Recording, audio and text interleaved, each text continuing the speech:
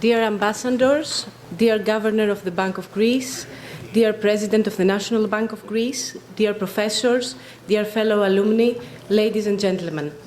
As President of the Hellenic Alumni Association of the London School of Economics and Political Science, it is a great honor and pleasure to welcome you in this wonderful venue on the occasion of the 2019-2020 series of the LSE Hellenic Observatory Athens Lectures, and to thank you for your presence in the first public lecture for this period, a lecture which has the title The Future of British Politics After Brexit, given by Professor Tony Travers. At this point, let me underline that Brexit is not just about the UK, it's not just about British politics. We are all concerned about Brexit because it is for the first time that a European Union member state decides, after a referendum, to leave the Union. And this is definitely a case that raises a lot of issues regarding trade, security, and diplomatic relations between the UK and the EU, but also it raises broader questions about the future of the whole European project. In this context, as citizens of the European Union, we are all worried about Brexit and its possible side effects, both economic and political. And it is really important for us to be informed in the most effective way about past and present developments regarding the Brexit process. Ladies and gentlemen, in this lecture, Professor Tony Travers will provide historical perspective on how the UK found it so difficult to join the European Economic Community, and then, 43 years later, voted to leave the European Union. He will examine the challenges posed for the British government and Parliament in delivering Brexit, exploring the remarkable standoff which has taken place between the country's executive and the legislature. The UK is witnessing a transformation in its unwritten constitution, with no certainty as to the final outcome of the British process.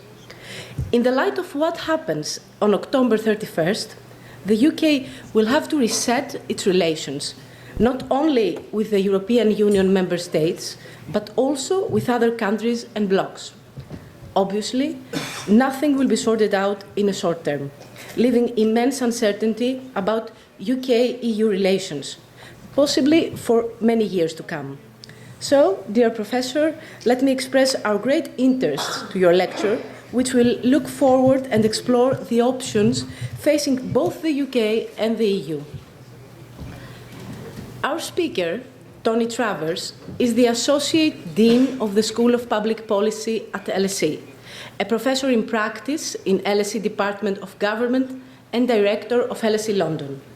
His key research interests include local and regional government, elections, and public service reform. Professor Travers' knowledge is frequently sought by policymakers, and he has advised a range of select committees and think tanks. He also provides expert analysis for broadcast and print media, regularly appearing on major television and radio networks. He is chair of the British government at LSE Research Group and a regular guest on the Hot Seat, the Department of Government's current affairs video and podcast series. He has also written several books, most recently London's Borough at 50. Alexis Papahelas, acting as a discussant in tonight's lecture, has studied history and economics at Bard College and received a master's in international affairs and journalism at Columbia University. Until 1998, he worked as an US correspondent for various newspapers, television, and radio networks. He returned to Greece in 1998 and co-anchored the respected news magazine Mavro Kouti and worked as a senior editor for the newspaper To Vima. From 2000 to 2014, Alexis Papahelas was the leading presenter of the television show The Files, interviewing numerous leading personalities from the international political and economic stage. He is now the editor-in-chief of Kathimerini and the presenter of the Stories television news program. He is also the Secretary General of the Hellenic Foundation for European and Foreign Policy, Mr. Papahelas, was named as one of the most influential Europeans for 2015 by Politico. Our chair this evening is Professor Kevin Featherstone, who is the director of the Hellenic Observatory at the LSE and holds the Eleftherios Venizelos Chair in Contemporary Greek Studies. I'm sure he will be very well known to many of you. In 2013, Kevin Featherstone was made commander in the Order of the Phoenix by the President of the Hellenic Republic. He has been a regular contributor to Kathimerini. Ladies and gentlemen, tonight's lecture inaugurates the 2019-2020 Athens Lecture Series, a successful cooperation of the LSE Hellenic Observatory, the National Bank of Greece, and the Hellenic Alumni Association of the London School of Economics and Political Science. Our association, which is the most active foreign university alumni group in Greece and one of the most active LSE alumni groups in the world. I hope you all enjoy the lecture and the discussion to follow, as the purpose of this series is to provoke vibrant public dialogue and debate. At this point, and with no further delay, I would like to call the President of the National Bank of Greece, Mr. Kostas Michailidis, for his welcome speech. Mr. Michailidis.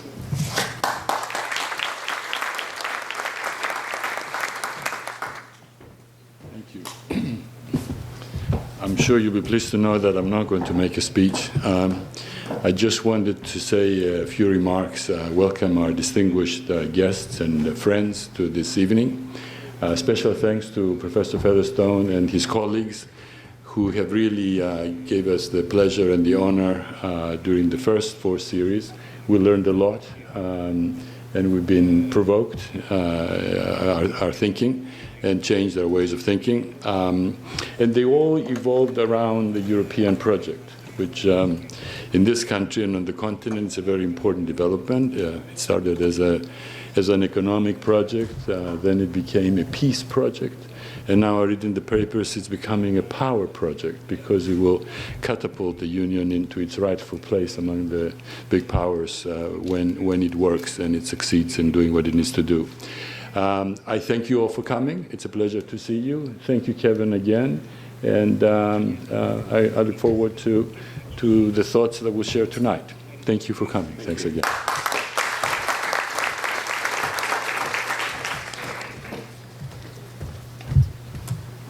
Well,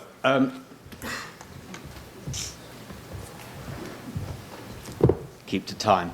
A very good evening to you all. I'd like to begin by thanking the National Bank of Greece for their kind support for this evening's event and indeed the series, but also say how happy I am to be here, as it were, on behalf with my colleagues Kevin Featherstone, Ricky Burdett, on behalf of the LSE, and I know many of you are alumni, working with the Hellenic Observatory and indeed the Hellenic alumni here in Athens and across Greece more generally.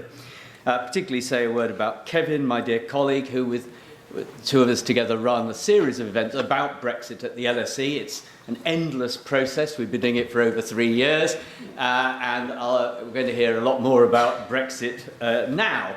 So thank you all. How did it all begin? If I look back, I think no one should be particularly surprised that on the 23rd of June in 2016, the United Kingdom voted to leave the European Union.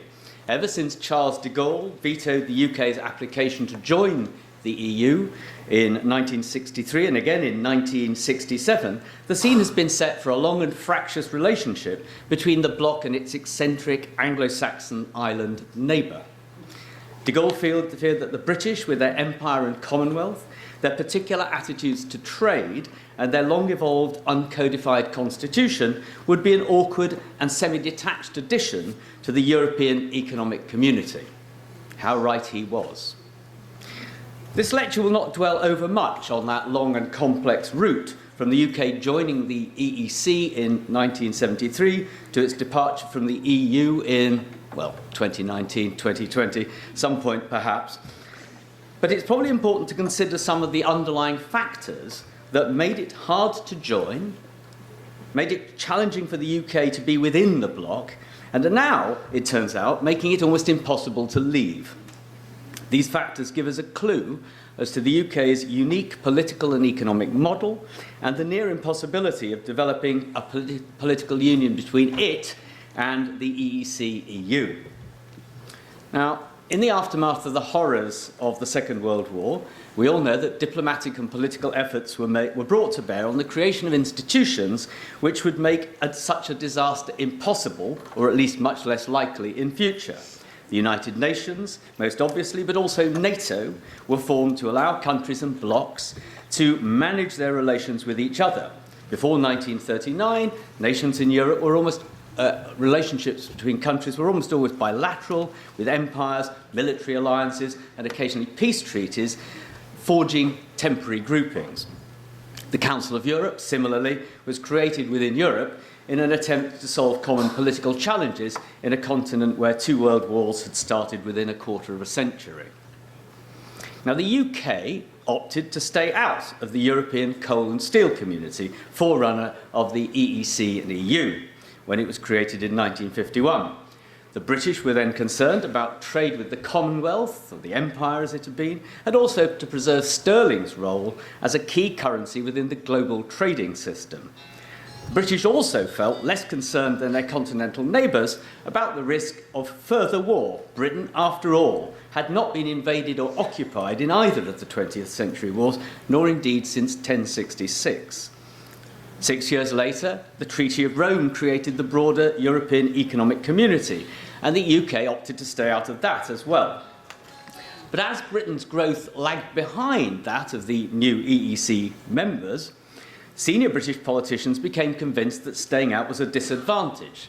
And after de Gaulle's 2 rejections of the UK's membership, French President Georges Pompidou assented to Edward Heath's government joining in 1973. Now, even that negotiated relationship between the UK and the EEC led to serious divisions within the political parties at Westminster. In 1971, Ted Heath had to give his MPs a free vote, that is, not subject to party discipline, so as to tempt pro-European MPs, Labour MPs, to support him and thus outweigh the number of anti-EEC rebels on the Conservative side.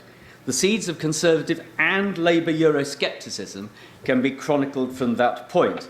And then, as now, a majority of British MPs were in favour of the UK's membership of the EEC, but a minority in each party were against. This reality is as true today as it was in 1973. Now, from 1973 till today, British Prime Ministers have struggled with significant Euroscepticism on both the right and the left of the country's parties. The press, which was broadly enthusiastic for Europe in the 1970s, has shifted decisively against perceived EEC and EU federalism and protectionism. Just 2 years after the UK joined in 1973, Labour Prime Minister Harold Wilson, who himself had championed EEC membership in the late 60s, held an in-out referendum in an attempt to use a national political mandate to overwhelm opposition to what was generally called the common market within his party. So there was opposition within his party at that point. It worked. The country voted by 2-1 to stay. And as we now know, the Conservative Prime Minister David Cameron attempted exactly the same manoeuvre in 2016, and it backfired catastrophically. But the origins of the 2 referendums were the same. Deep antagonism to the European project, whether it was seen as an anti-worker capitalist club on the left or as a federal social democratic sovereignty grab on the right. In the meantime, there have been British leaders who've tacked either towards or away from the European project. Margaret Thatcher was famously combative in her dealings with other EU leaders, while Tony Blair briefly occupied the sunlit uplands of enthusiasm for the Union and all its works. The UK's rebate was negotiated by Thatcher, while Blair was enthusiastic about expanding the bloc. Between the two of them came John Major, he had to cope with remarkable levels of anti-European rebellion within Conservative ranks while Prime Minister. And it's worth remembering that Mrs Thatcher, John Major, David Cameron and Theresa May, 4 Conservative MPs back-to-back, were all brought down by their relationship between the UK and the EU. and Boris Johnson faces a similar existential threat as we speak. Britain opted out of the euro, it opted out of elements of the EU's social legislation, and separately out of the Schengen arrangements. It had, by 2016, become an outer planet in the EU's solar system. At home, the readers of British newspapers were fed a drip-drip diet of stories about EU bureaucratic perfidy, threats to ban British chocolate, or threats to ban prawn cocktail crisps, I'm not making it up, alleged requirements for straight bananas, regulations to call fish in shops by their Latin names, and a host of other stories that were gleefully recited week in, week out for years. Even pro-Europeans in Britain are often mildly Eurosceptic. So it's against this backdrop that the 2016 referendum took place. 46 years have now elapsed since the UK's accession to the EEC, and in that time, the economies of both Britain and the EU27 have inevitably become massively interconnected. With this long-term relationship has also come diplomatic and security joint action. And as the UK and EU renegotiate their relationship, either nicely or nastily, it is inevitable that almost every aspect of the relationship will change. And I want in a moment to consider how this may happen in the months and years to come. But before that, I'll briefly consider the forces unleashed by the 2016 referendum, because I think understanding these forces is essential to deconstructing how Britain's relationships with the EU will play out in future. Now, as I said earlier, the referendum was a device to allow David Cameron to stifle the powerful Eurosceptic section of his party. Like Harold Wilson before him, Cameron believed that a majority Remain vote would make it harder for his party's hardline Eurosceptics to make his life difficult. He used the same device, a referendum, in the autumn of 2014 to stifle Scottish independence pressures. On that earlier vote was won by 55% to 45%, a decent margin, even if there had briefly been alarm about a narrowing of the gap in the days before the vote. Although his Chancellor, George Osborne, counselled Cameron against holding an EU referendum, he went ahead with it. And it's worth noting that the opposition Labour Party and the Liberal Democrats, the other smaller opposition party, also voted to hold a referendum. They thought holding a referendum and getting a mandate to remain in the EU would be a way of strengthening the UK's role with the EU. Well, we all know what happened. On a turnout of 72%, which is rather above general election turnouts in recent years, the electorate voted by 52 to 48 to leave the European Union.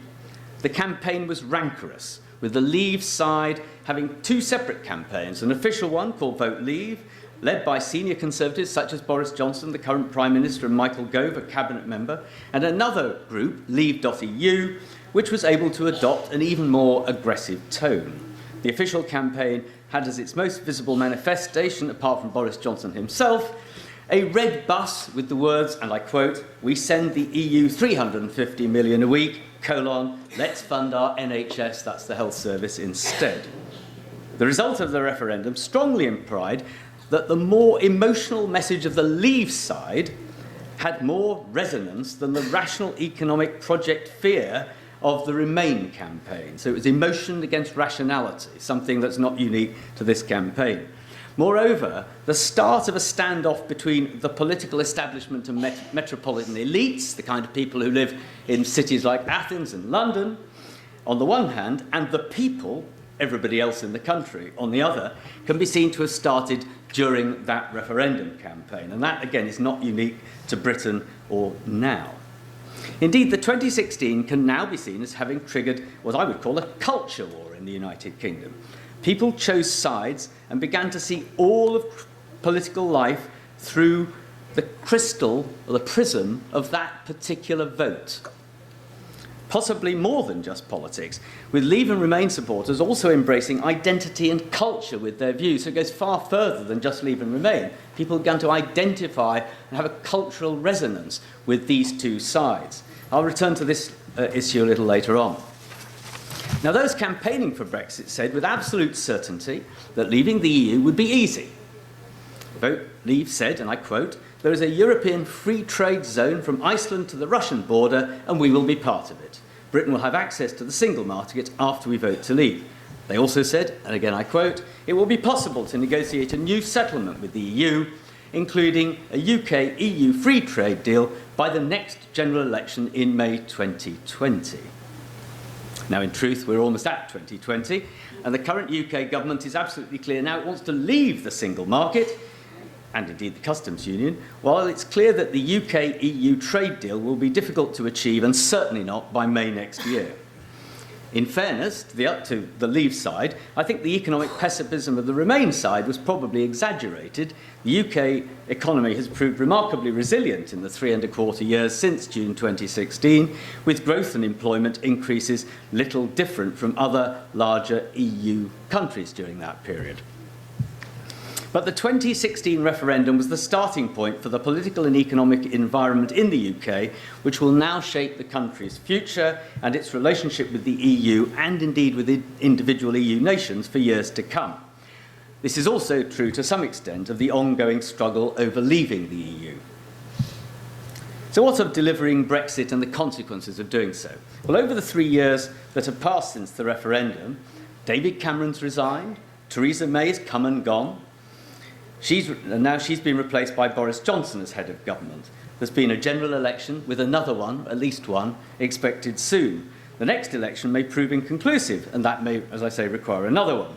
Some MPs still hope that the struggle between deal and no deal might lead to the holding of another referendum, conceivably overturning the 2016 one.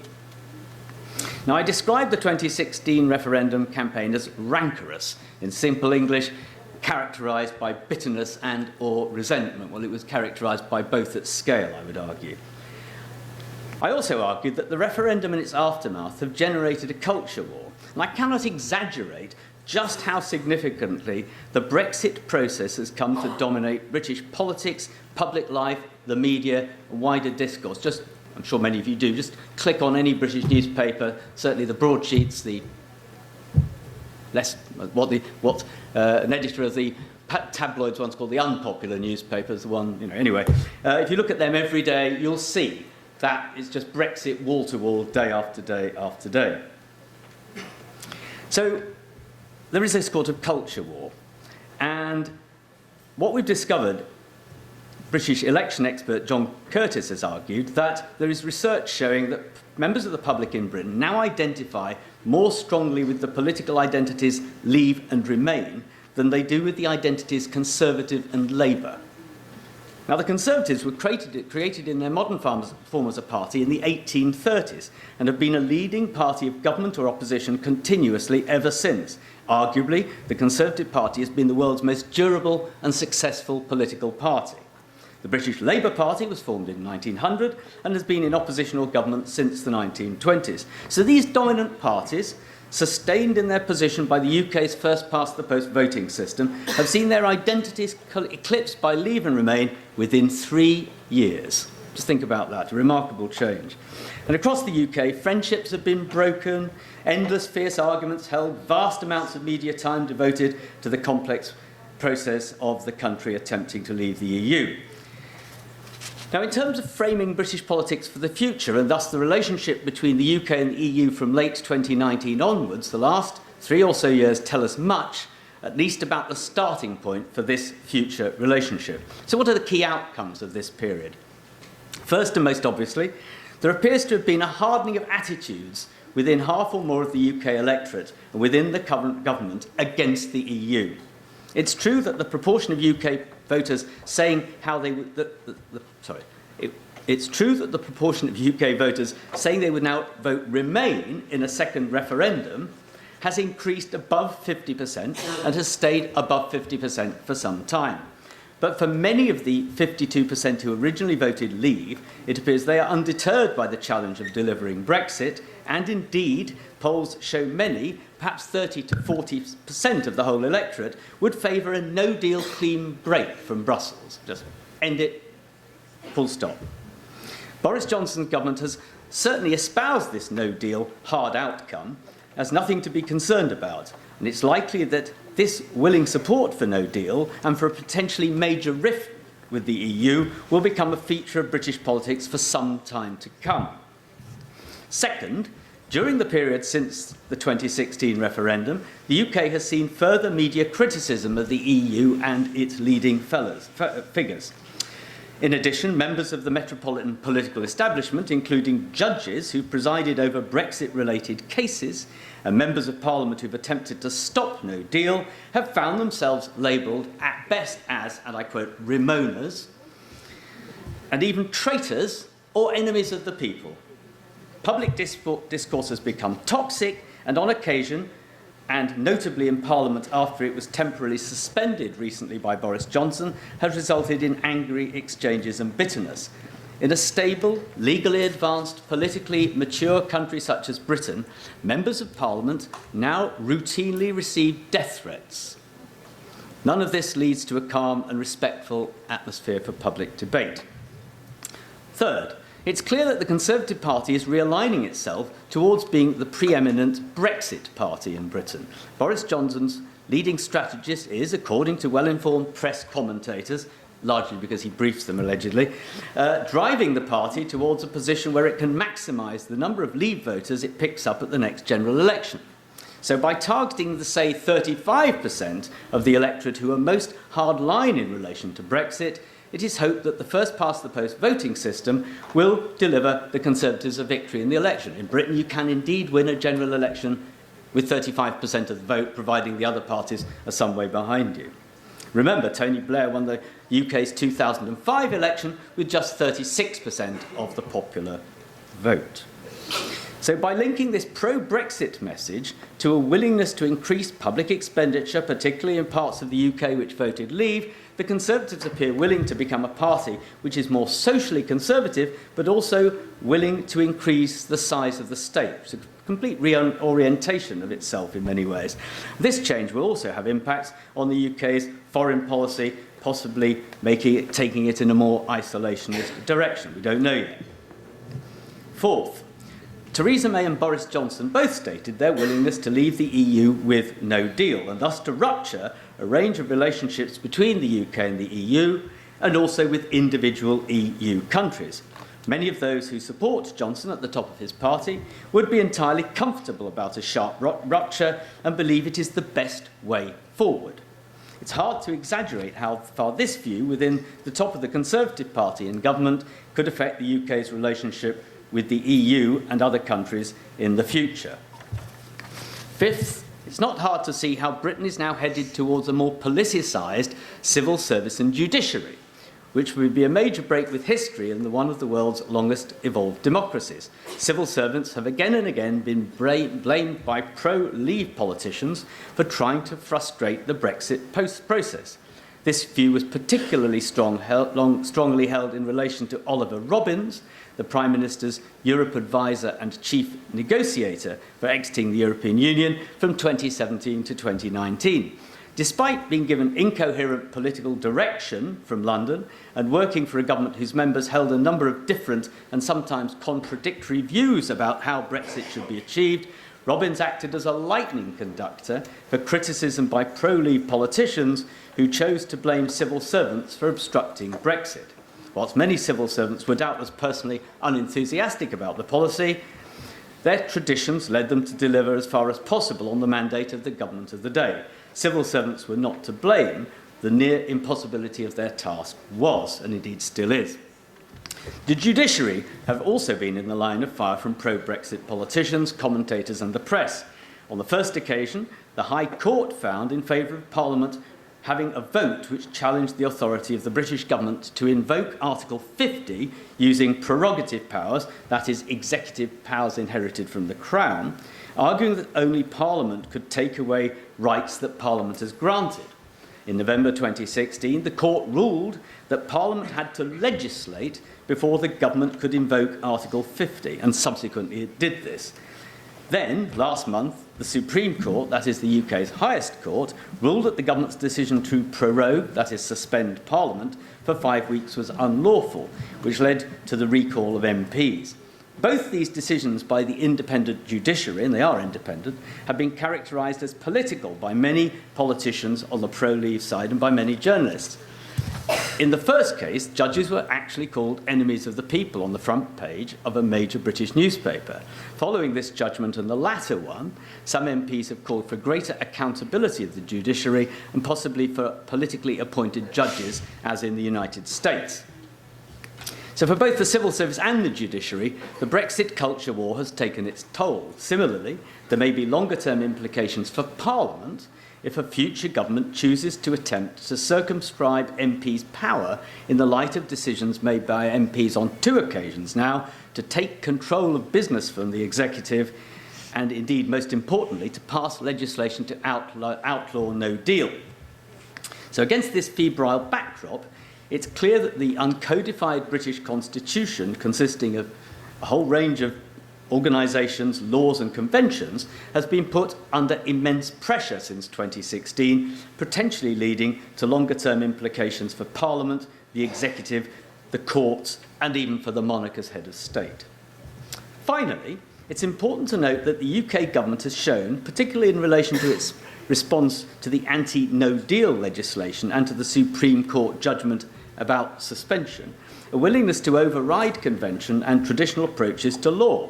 The Conservative Party has long been characterised in the UK as the party of law and order, with a careful approach to constitutional propriety. Recent events have suggested its leaders and their strategists see deliberate disruption of convention and even a willingness to consider ignoring legislation as a legitimate tactic in delivering on the will of the people. This is truly remarkable.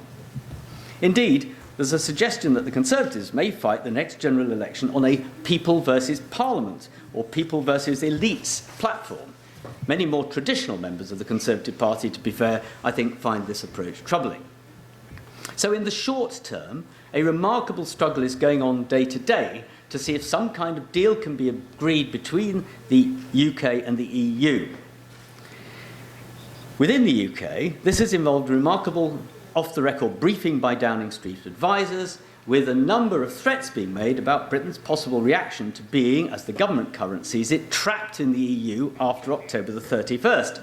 At one point, it was suggested that a sole EU head of government might be willing to veto an extension to the Article 50 process. This idea survived about 24 hours. Then it was suggested that any EU country which did not support vetoing of an extension would suffer British trade and security repercussions after Brexit. This proposal, published on the website of a weekly magazine, provoked criticism even from members of the government who tweeted against it.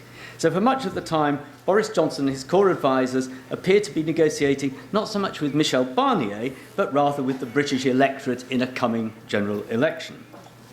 Yesterday, it was suggested that Parliament might sit on Saturday, the 19th of October, I think it will, to hold votes on the way forward. Saturday sittings have occurred on only 4 occasions since 1945, 3 of them in relation to the UK's involvement in international conflict. Such a sitting would be on the assumption that no deal had been done by that point, necessitating Boris Johnson to adhere to the law requiring him to ask for an extension of Article 50.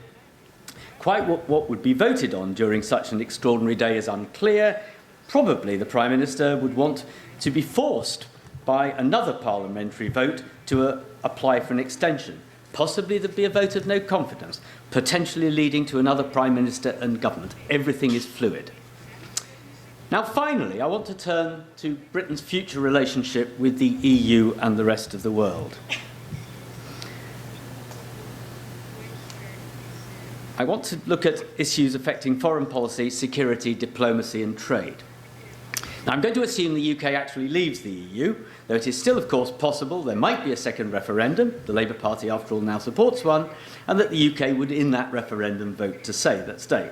There's much to be said about the consequences of another referendum, both for British politics and for the renewed relationship between the UK and the EU. Suffice to say, nothing, even if there were a second referendum and Britain voted to stay, nothing would ever be the same again.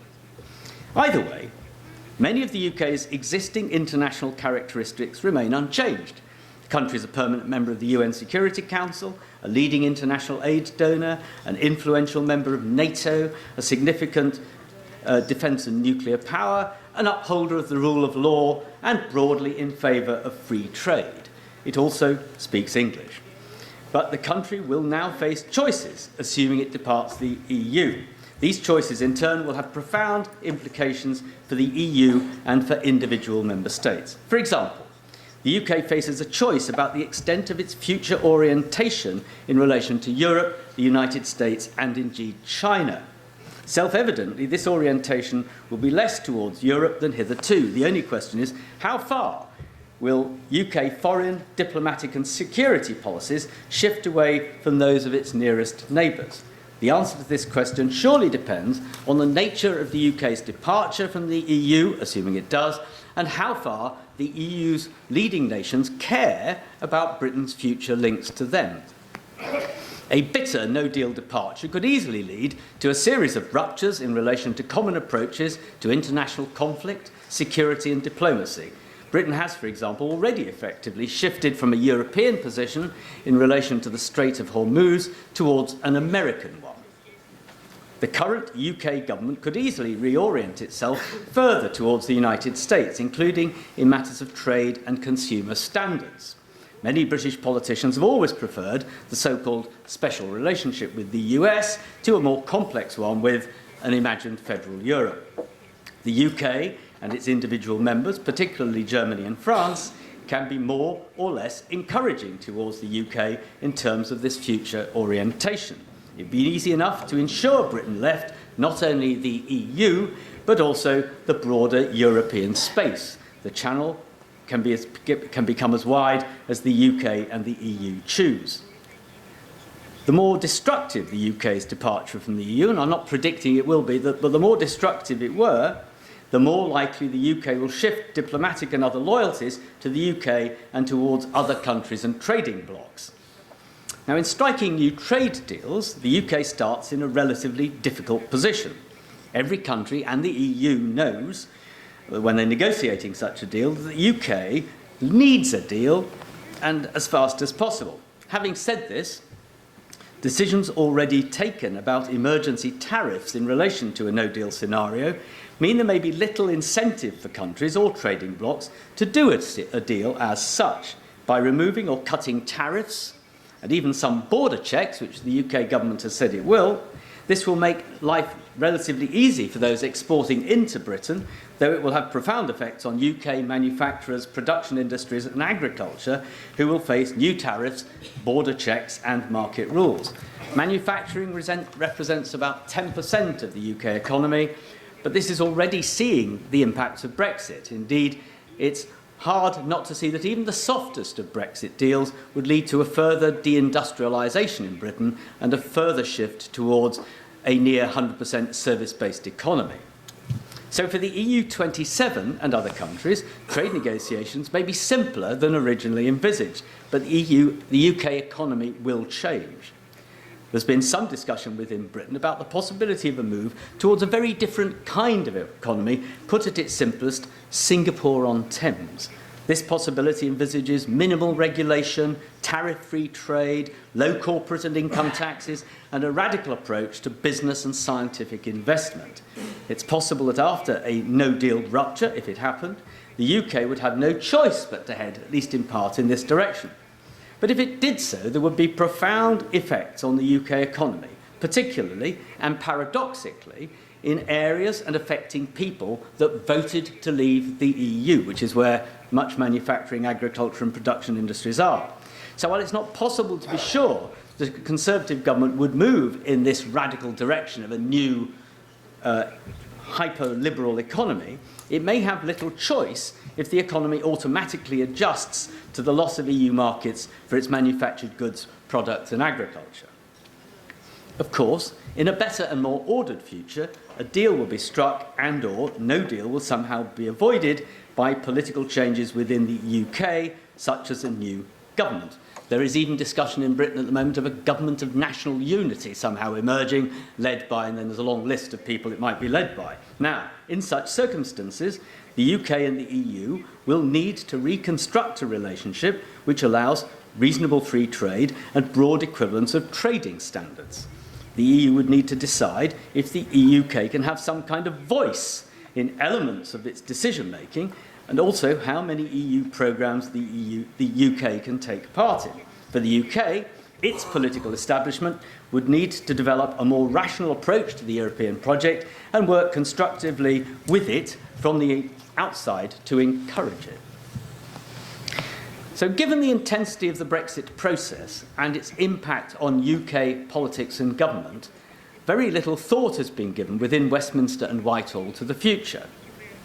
Britain's role in the world, its defence capability, its approach to foreign affairs, its attitude to trade or protectionism, and its migration policy are all in the pending tray. British political parties are involved in their own existential struggles, and there's a whole lecture to be done about that, both the Labour Party and the Conservative Party suffering existential struggles, whilst the government is day by day grappling with Brexit policy more or less 24 hours a day.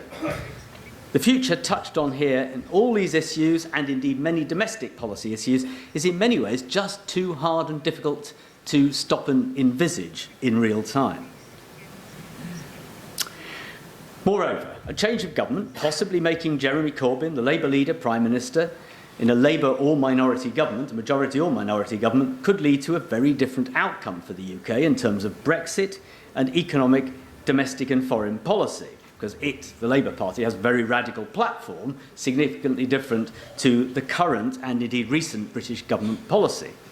So although opinion polls suggest a Labour victory at the next election is currently unlikely, nothing can be ruled out in the extraordinary political atmosphere pervading Britain at present. And if a no-deal Brexit occurred and led to damaging domestic consequences, and I'm not predicting there would be, public opinion could change very rapidly. So, to conclude, I hope I've given some clues as to the way Brexit is shaping the future of the UK's politics. Nothing quite like it has happened in Britain since 1945. In fact, nothing. One of the key lessons learned from this experience is that referendums are not a good way of making complex decisions, particularly if the outcomes are not spelled out in advance. We also now know that even highly sophisticated and long-evolved democratic systems can occasionally suffer shocks which can have lasting effects. In the UK, these effects will probably include reorientation of the political parties, modest politicisation, potentially, of formerly non-political elements of the state, and changes to the structure of the UK economy. Could also, of course, lead to an even more open, pro-free trade economic model, but we'll see.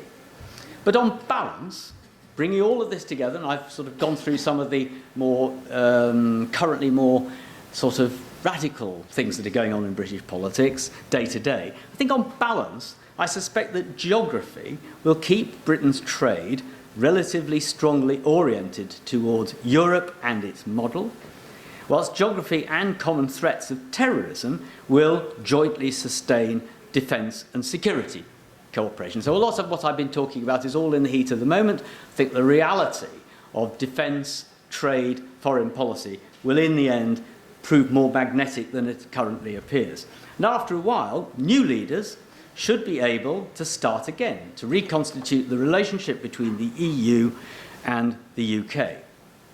Perhaps this is over-optimistic and even wishful thinking, but the alternative would appear worse for all. And, given our common history, I doubt the people of Europe, including Britain, would want that. Thank you very much, and I look forward to further discussion and debate. Thank you.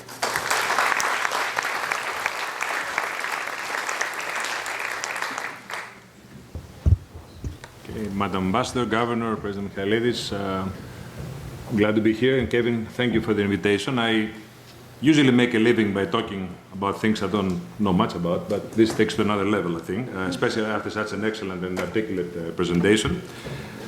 I'll give it a try. I'll offer some food for thought and some points for further discussion. Let me say, though, in the beginning, though, that, when I was listening to Professor Travers, I kept thinking how much better Britain would have been if you were a bit more flexible about your institutions. And if a yes didn't necessarily mean a yes and a no didn't necessarily mean a no. the way we did it with our referendum, which I think was very practical in the end, very, very effective. Now, I want to talk a bit about the narrative that you built, which is, the narrative about how the relationship between Britain and the EU got where it is today. I take a bit of an exception because I think that you somehow present Britain as a victim. I disagree with that because I think there was a fatal mistake made after the war when the British leadership decided not to participate full force in the European project. I think Britain had the moral standing then. It was a country that could really lead Europe into what Winston Churchill famously described in a speech when he said that there's a remedy which in a few years would make all of Europe free and happy. It is to recreate the European family, or as much of it as we can, and to provide it with a structure under which it can dwell in peace, in safety, and in freedom. We must build a kind of United States of Europe. I actually think that British leadership back then was carried away by the illusion that the Commonwealth, but even the Empire, could be maintained despite the New World Order that was being built, and by agreements like the Bretton Woods would make sure that things like the Commonwealth wouldn't actually exist. And I think there was a price to pay there. And I think the UK left the European project to the French. When you leave it to the French, it's going to become more bureaucratic, less pro-business, less keen, to build up competitiveness and so on. And I think that's what happened. I think a tremendous opportunity was lost there. I also, when you talked a bit about the role of various British leaders towards the European Union, and you talked about how they stood up to Europe and so on. I take another angle, which is what Europe would look like if Britain again participated in a more dynamic way. And one of the best examples, in my opinion, is Margaret Thatcher and her vision about the single market. I mean, the fact that in 1985, when she realized that the rest of the developed world was really moving fast and that Europe was lagged behind for various reasons, and she pushed, in her own characteristic way, for the single market, I think that was sort of, proof of what, Europe would look like with a bit more British leadership. Now, in terms of the referendum, I completely agree with your description and about the cultural war and everything else. I think that two things explain also the results of the referendum. I actually remember I was in the national meeting the summer when Cameron announced the referendum.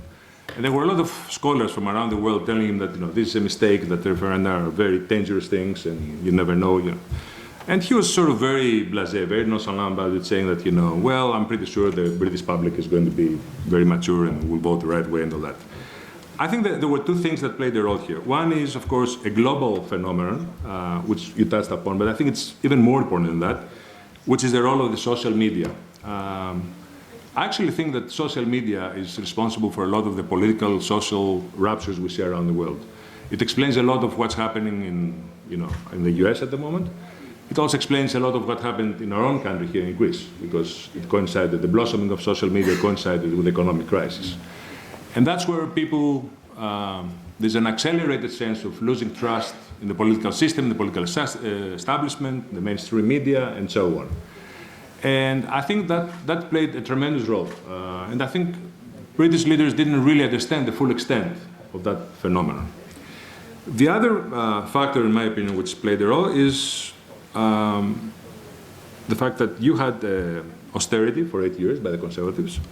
And we know what sustained, a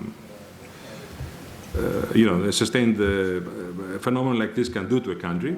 And I think that really exaggerated the sense of inequality, the structural inequalities between the provinces and London, and between the older people and the younger generation, and so on.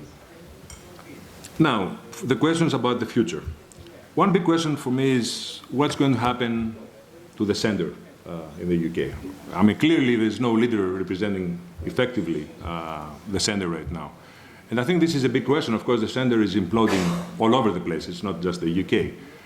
But I wonder, what's going to happen to the Conservative Party? I mean, we used to think of a Conservative Party that was a supporter of the world liberal order, a supporter of the rule of law and all this. And now we have a very populist Conservative Party drifting to the right, or I don't know to what. And then we have Mr. Corbyn on the other side. So I wonder if there's some room for a new party there in the middle, or whether there's hope that maybe the Conservative Party will turn more mainstream after this episode. I'm not really sure about it. I'm not very optimistic about it, to be honest. Now, in terms of Britain and foreign policy, I actually think that Britain will go through a period of diminishing power. Let's take an example, China. I personally think that any country in Europe is too small to deal with China and the Chinese phenomenon. Europe is too small to deal with. Now, if you take the UK out of the European context, I think, obviously it's going to be very, very difficult to deal with the Chinese challenge, whatever that is, in the next period. At the same time, I also think that, Britain is weakened in terms of the special relationship.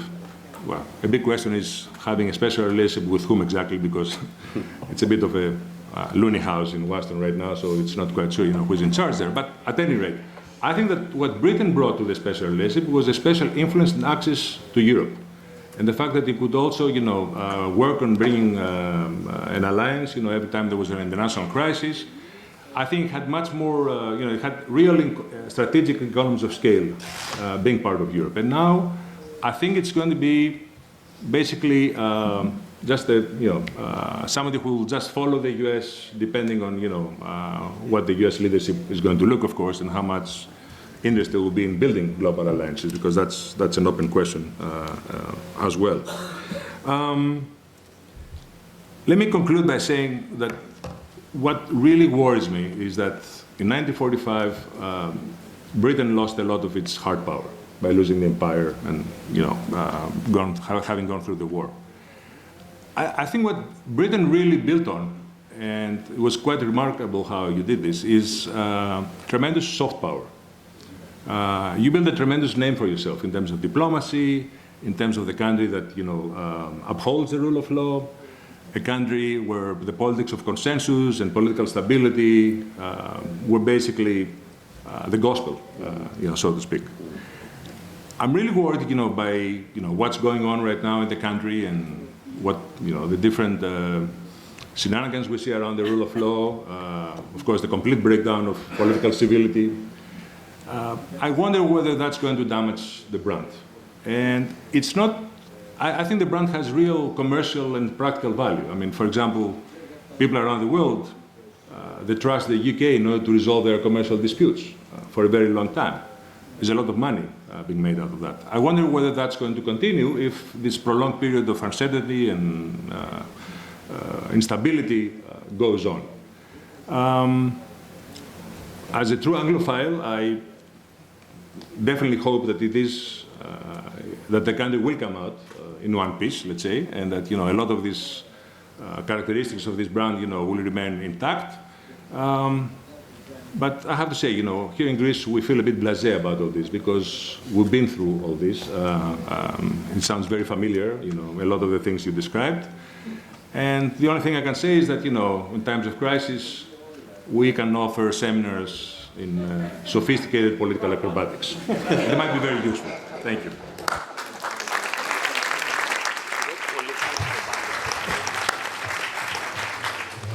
Thank you, Alexis, very much indeed. I'm going to ask Tony to make some brief responses, then we'll start the discussion. Okay, well, just to take the points in order very briefly, I mean, I definitely wouldn't want to, in any sense, suggest, in a sense, Britain has been in control, it wasn't really, never a victim, always in control of its own destiny. It's just its choices, both about not joining the what became the EEC, and then now to leave, all been framed by a sense of sovereignty and international relations and so on, which is they're all perennial issues. And I think that, in a sense, Britain has continued to exercise sovereign power, staying out, then joining, then leaving. And I don't think one thing people may moan about the EU in the UK, but I don't think they, in a sense, this powerful sense of sovereignty and the sovereignty of Parliament continues to be a major issue. It has been all the way through all of this. I think Britain, is aware that it's making these decisions one way or the other over time, and it blames the EU for many things, but it can't blame the EU, as it were, for not joining it, then leaving it. In a sense, so I think it's that point.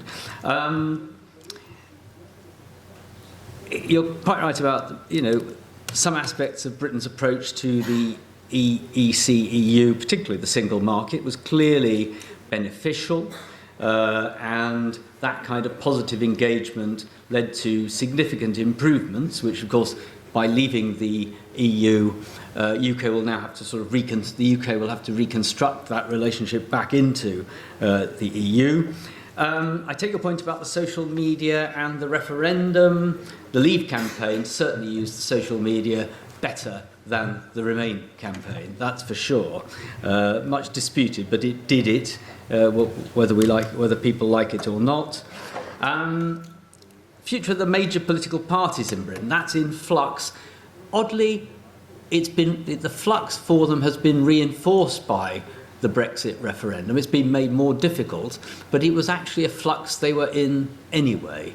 Both of them, I think, are trying to adjust to changes in the British electoral makeup, not unique to the UK, and are trying to work out how to reposition themselves to remain big bloc coalition parties. And it is true, of course, that the Liberal Democrats, the traditional, for many years, third party, formerly second party in British politics, are making something of a comeback.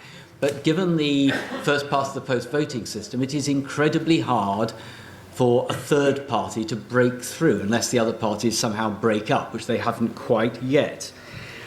And then, just so I won't go through every single point, but I think just it's worth concluding perhaps by saying that I take the point about the risk to the UK's soft power. Britain clearly does have soft power, and there are, from all of this, potentially threats. But just to be slightly more optimistic for a moment, I'd just say two things. Opinion polling shows the public is as moderate as it ever was, doesn't like extreme political parties. So on a whole range of issues, the UK public remains near the centre politically and moderate. And despite everything I've said about a culture war, families falling out, parliamentary bitterness and all of that, actually, on the streets of Britain, virtually none of this shows itself at all. It's entirely peaceful. There's a few people demonstrating at Westminster every day. But even that's quite contained most of the time. So in terms of the day-to-day life of the country, despite the culture war, despite the political shenanigans at Westminster, actually the economy and in terms of the day-to-day life of people in the UK, I'm personally surprised how little effect there is. Nothing on the streets, really, hardly anything. So, anyway, but we'll see. I mean, the long-term impact of this, both on soft power and Britain's relationship and reputation and long-term relations, is going to take some years to come through. Thank you very much. I wonder if I could just make a more general comment and then possibly invite both of you to respond before opening up to questions and answers. Let me try to internationalize this as much as possible. At the present time, or in the recent past, we've had Donald Trump, Viktor Orban, Matteo Salvini, Boris Johnson, etc. These have occurred. We could extend it, cases in Poland or the Czech Republic, Andrej Babiš, etc. Countries of different levels of economic development, with different kinds of political system, with different types of political party.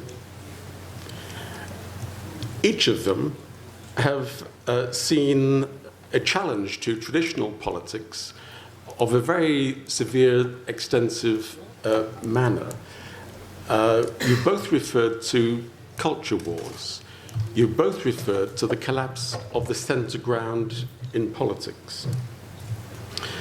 It can't be just coincidence that whatever it is, 10 political systems in Europe, North America, around the world, have seen an unprecedented explosion of populism, have seen an unprecedented challenge to established politics. And I just wonder if there is some kind of common explanation here. Alexis mentioned quite rightly changes of technology, and in particular the use of social media. But social media, of course, gives voice.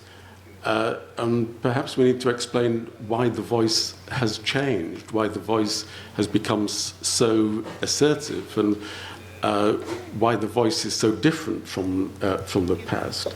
So is it simply that we have a coincidence of Trump, Brexit, Orban, radical politics, an implosion of the centre ground in different countries? Or are there some common explanations? Are we seeing something internationally which we can explain? I don't know whether someone wished to go first. Tony? Well, I mean, thank you. I mean, you're absolutely right. There are countries in quite different circumstances which have seen a rise of what's commonly called populism. And I definitely put Boris Johnson in a slightly different category to many of the other ones. I mean, I think he's somebody who's currently affecting that kind of stance. It'll be interesting to see whether he reverts to a more moderate version of himself as when and if Brexit is sorted out. Just part that. But I mean, I think certainly in a number of countries, long-term industrial change and the failure of many people to find roles in the new economy has played a part. And that's not true of all of the countries you listed, but it's certainly true in some. The rise of much higher levels of immigration and asylum seeking because of international conflict have, without question, affected this debate in many countries. And I think a sort of response, a sort of reaction to what some commentators call, not my own view, sort of the rapid advance of progressive politics, leaving some people cut off. All of these things and more, coming together, overlapping in different mixture in different countries, seem to have generated the political space where these leaders have become elected. And you could actually have added, I mean, even in France, which has, a centrist president and parliament, the collapse of the political parties there too. So even in a country where it stayed with a moderate leadership, a collapse of the political system, a collapse of the traditional parties. So I think there are many explanations, and it looks to me as if this issue will continue to visit countries from place to place and from time to time, and may eventually leave one or more of them from time to time as well. It may be a phase that, in a sense, countries are going through, and as public policy and leaderships learn how to respond, then some of the pressures will recede, and that's certainly what good public policy should deliver. Thank you. Alexis. Let me say, first of all, I find it very interesting that when you look around the world, strong and charismatic leaders are mostly on the wrong side of history, and that tells you something. Now, why is that?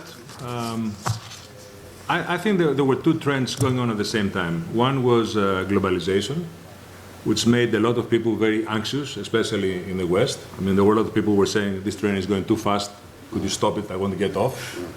And some people gave them very simplistic answers, which were much more convincing than the other arguments. And the other, of course, answer, I think, has to do with inequalities, the growing inequalities in a large part of the Western world. And I think on top of that, what happened is the global elite, or the elites of each country, basically they became deaf to this kind of concerns. I mean, people who are part of this elite, They live in the same, cities. They live in the same kind of bubbles, the same ecosystems. And I think they just stopped listening to the people. I think this happened in the U.S., with Hillary Clinton. Nobody saw Trump coming. I was talking to my colleagues at the New York Times. They had no clue Trump was coming. And they actually have a special bit now where they send people out in the Midwest and other places just to get the pulse of the people. And we went through the same experience back in 2012. We had no idea that Syriza and Golden Dawn were going to come with such force. It was completely out of the blue. Now, is this going to be sort of self-corrected at some point? I don't know. I think it will take a while. Thank you very much indeed. I think on the side of your chairs you have microphones. So I'm going to open it up now for discussion and invite your questions, your comments on what's been said, the things possibly that haven't been said. And if you could simply say who you are and speak to the microphone, that would be great. So can I, Alexis Daxialis, please.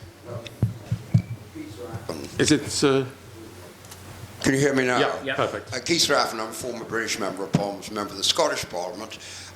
You said the Liberal Democrats were the third political party in Britain. Actually, they're the fourth, because numerically the Scottish nationalists are bigger.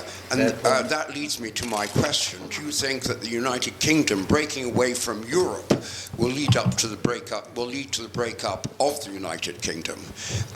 Both Scotland and Northern Ireland voted Remain quite convincingly. And we're facing the probability in Northern Ireland within the next 10 to 15 years of a border pull which could lead to a reunification of Ireland, and we're facing within probably 4 or 5 years a Scottish referendum, another Scottish referendum which could lead to Scottish independence. Thank you. Other questions, other contributions? So do you want to start with that? Are we heading towards the collapse of the United Kingdom? There's no question that you're absolutely right, Scotland and Northern Ireland both voted to remain, and a sharp and difficult, if it were like that, no-deal Brexit, I can see would be significantly useful for the Scottish National Party in Scotland. And there is some polling from Lord Ashcroft being published recently, which you may have seen, which shows that on a range of issues, moderate opinion in Northern Ireland has got to the point where there's in the most recent poll, a 51-49 support for reunification, if that was the alternative to no deal and having a new border. So there's no question that Brexit has triggered a range of discussions, particularly in Scotland, to some extent in Northern Ireland, about the long-term future of those nations and part nations, whatever, Northern Ireland. And I can see that it does take the UK closer to the possibility of certainly Scotland voting in another referendum to leave. I'm not saying it will happen, but I can see it makes it again slightly more likely. There are other countervailing difficulties. I mean, Scotland and Northern Ireland both receive substantial transfers from the UK Exchequer, which would be very hard to replace quickly. There'd have to be pretty significant transition arrangements.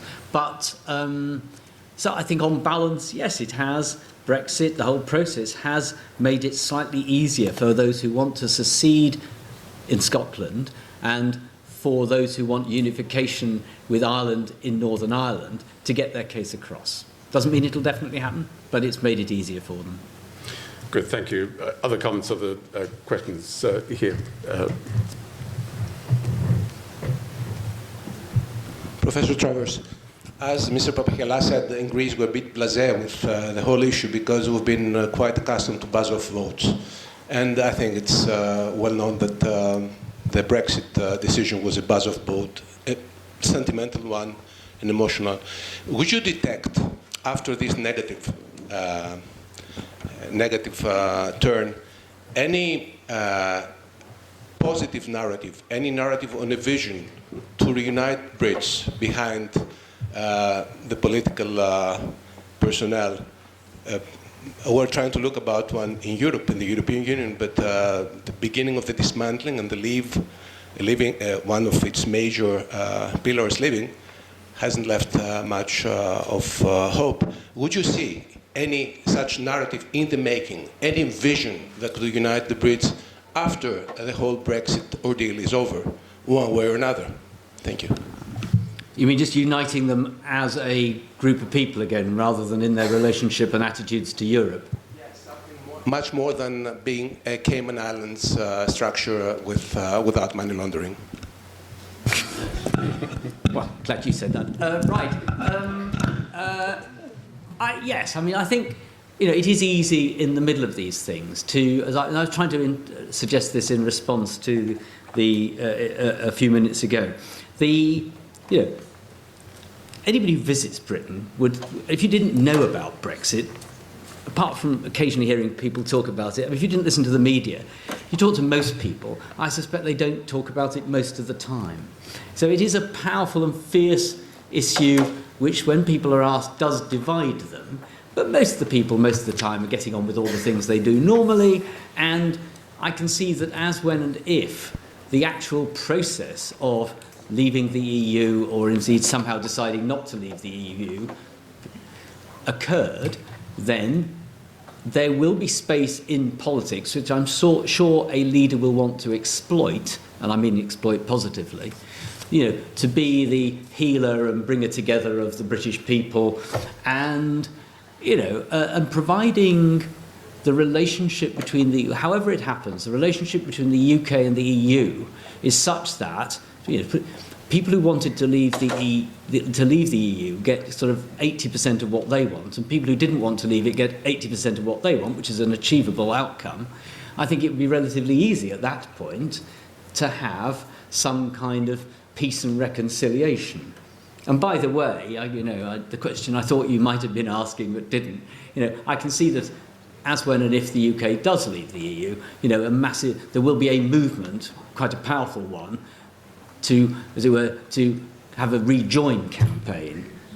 Now, quite how far that will go, indeed what the EU's view about it would be, is another matter. But I think this fundamentally, polling is clear that if you just put aside Brexit, and it has been toxic and divisive in the way I've suggested, but on many of the other issues that British people, think about and worry about, like in any country, they remain much more normal, much more similar, than one might expect, and we'll get back to normal eventually. Everything gets back to normal eventually.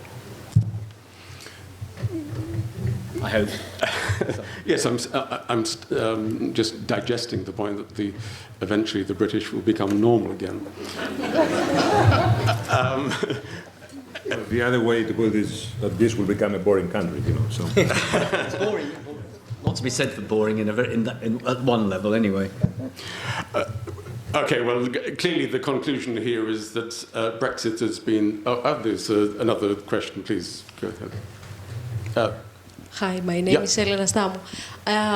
It was very interesting, your analysis, your historical analysis on how the UK has joined EU, and I didn't hear anything about the British monarchy. What is the role of the British monarchy in this whole situation?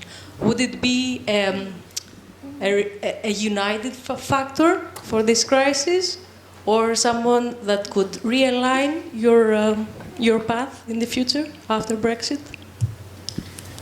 Thank you.